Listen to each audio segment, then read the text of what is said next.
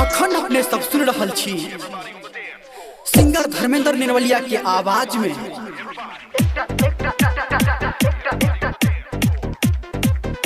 एक ताजा खबर।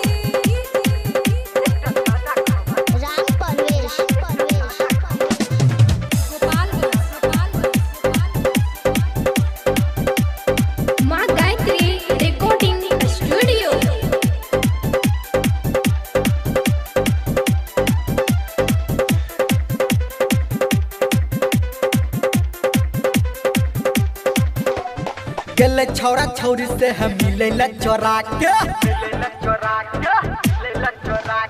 ले के पकड़ सब छौरा के दौड़ा के गेले छौरा छौरी से हम मिले चोरा के ले के पकड़ सब छौरा के दौड़ा के मुखिया विधायक पुलिस दरोगा रखल के सब आहन के फरमाइश मामा सब कोई पीटल के हो छौरा के रत बांध के फरमाइश मामा सब कोई पीटल के छौरा के रत बांध के फरमाइश मामा सब कोई पीटल के।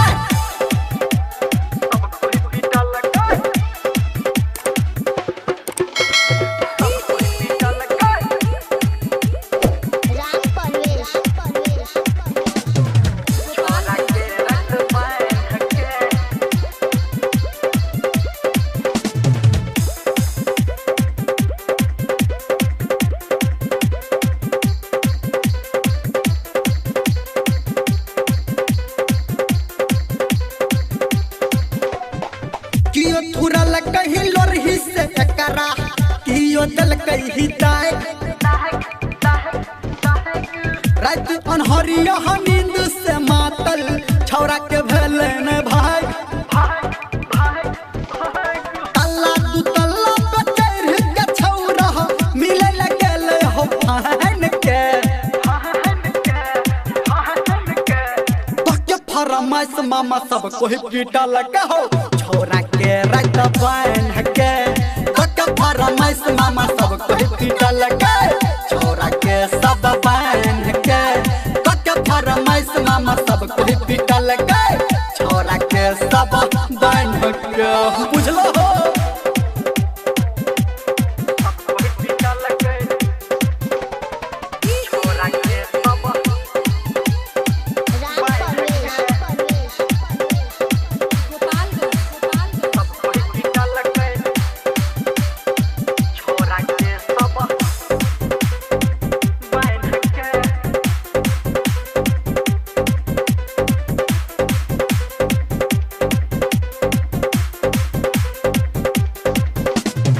बापू के नाक कटा दल के छौरा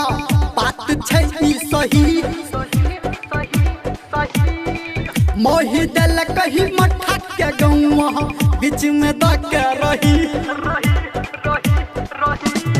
भगेले बखरा छूट गेले नखरा रही गेले छौरा कहन के